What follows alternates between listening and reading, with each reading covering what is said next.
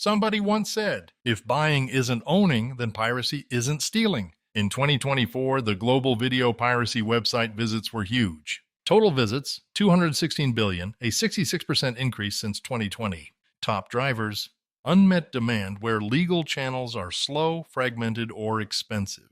Rising subscription costs, desire for quicker access to content. Most pirated content, TV shows and films are the most pirated, making up 96% of piracy from streaming platforms. These numbers don't even include the fully loaded TV boxes, such as Superbox, VC Box, among others. What were the top 3 countries by piracy site visits? United States, over 26,679,000 visits. India, over 17,560,000 visits. Russian Federation, 15,400,000 visits. What Americans actually spend on their services, this may make you soil your knickers, but here we go.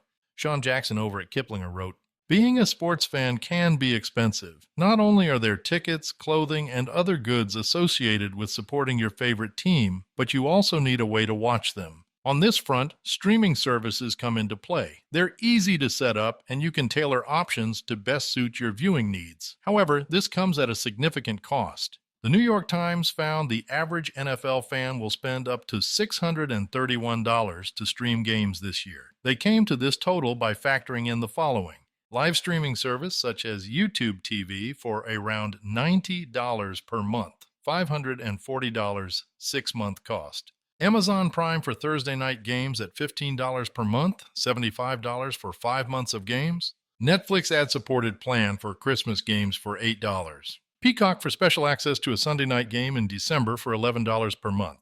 Combined, that total will run you $634, and that doesn't count any add-on packages such as NFL Sunday Ticket and may be blacked out in your area. With this in mind, I wanted to see what other sports would cost to stream. How much will it cost to stream other sports? Using the same framework for calculating NFL streaming costs, we can apply a similar breakdown for NBA fans. Live streaming services, $90 per month for 9 months, including playoffs and the NBA Finals, $810. NBA League Pass, to cover games not on ESPN, TNT, or other networks, $90 annually. Tally this up, and it's around $900 to stream a full season of NBA games.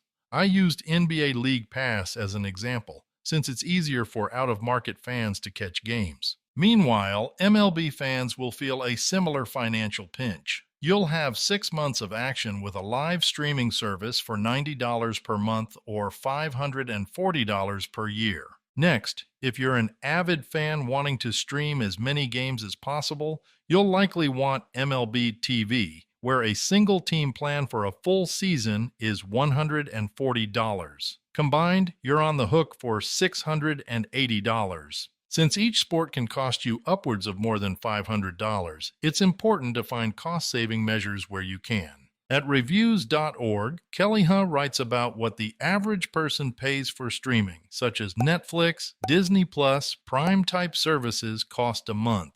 Cost of streaming in 2025. Reviews.org surveyed 1,000 Americans about how much they spend on streaming services per month. The average cost of streaming is $51.71 per month, $620.71 per year, and that's $37,230.43 in a 60-year lifetime. Spending on streaming is up 18% from 2024. This increase correlates with a 22% increase in the number of streaming services consumers subscribe to. The average American now subscribes to 2.68 platforms, up from 2.2 in 2024. When asked about concerns regarding the cost of streaming, we found that 58% say their streaming costs are too high. To save money, 55% of respondents chose ad-supported plans. Other intriguing takeaways about streaming behavior include the following. 32% of respondents pay for a service they rarely use. 46% of respondents express that they subscribe to a platform for one show or movie.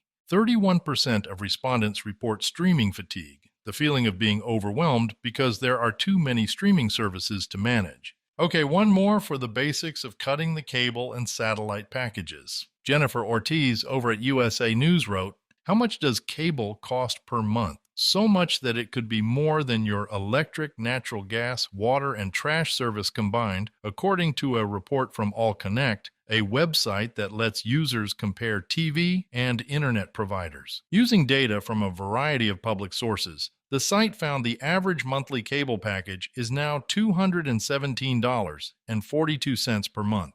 That's a ton of money right there. This doesn't include other purchases made. Beyond programming, customers often incur costs for essential and optional hardware or functionalities. Set-top box receiver rentals.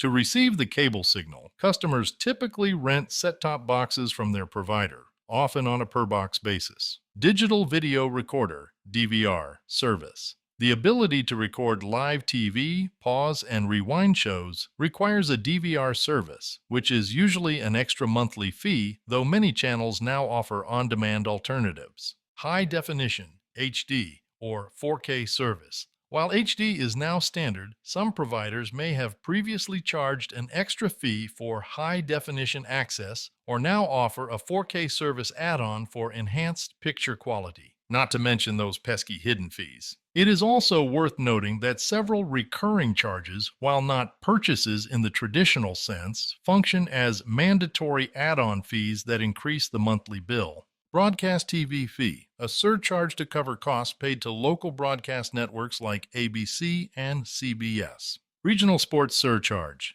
a fee for carrying regional sports networks, even if the customer does not watch sports. Okay, I can probably go on and find more charges because that's just what they do. You know, with all those streaming platforms out there and each one taking a piece of you, for which seems to be a small amount at first and then nickel and dime you on everything else. I do understand that prices need to go up over the years. That's just basic economics. But it's like most people's wages are not pacing all of the raising in costs they are charging you with. That's not the only thing that torques my niblets. Are you ready to jump on the pirate ship yet? Well, keep watching. So, why do you think so many people are going to the dark side?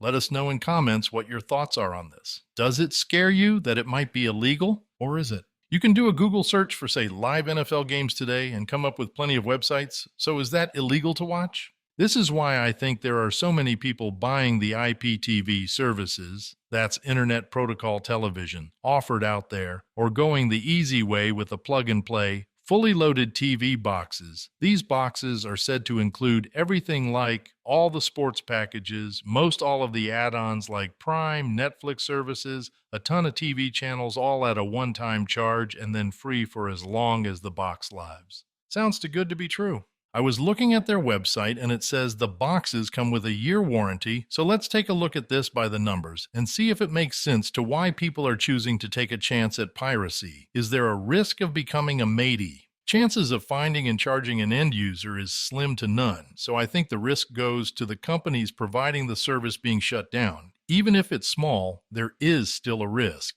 But what makes it worth the risk?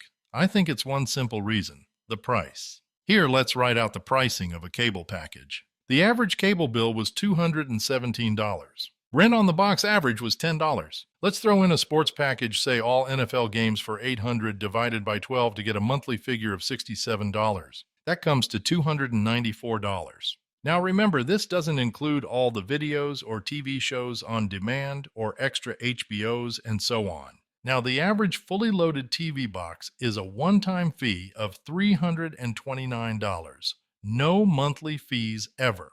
Now, this includes the TV box, and they average of $55. Take the 55 from $329 equals $274 for all the services the box provides. Now, how long would it take to pay off your new fully loaded TV box? Well, when compared to the 1-month cable bill, just a little under a month. So I ask the question again, what will make the average person switch to becoming a possible pirate? My opinion stands, it's the price. How about yours? Let us start the conversation about this, and be sure to subscribe and like this video. I sure appreciate ya. I have links to giveaways and this topic in the description and on top of comments if you want to check it out for yourself. You can also take a look at this video where we talk a little more about the fully loaded boxes. Thanks for watching, and I hope to hear from all of you and your opinions and possible future of this. See you next time.